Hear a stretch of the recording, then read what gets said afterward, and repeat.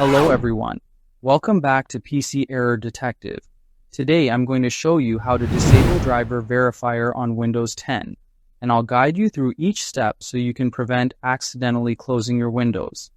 This video is simple and easy to follow, so let's get started.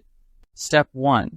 Click on the search bar at the bottom left of your screen and type in Verifier. Then click on the result that appears. This search bar is part of Windows 10's taskbar and helps you quickly access system tools. Step 2. If a user account control prompt appears, click Yes.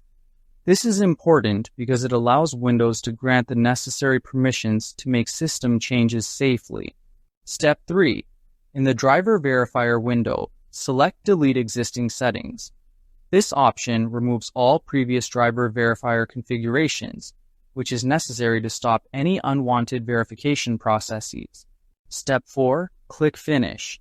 This confirms your selection and moves you to the next step in the process. Step 5.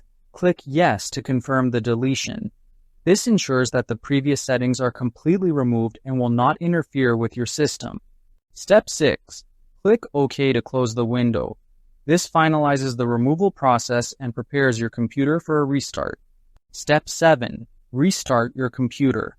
Restarting is crucial because it applies the changes and fully disables any previously active driver verifier settings.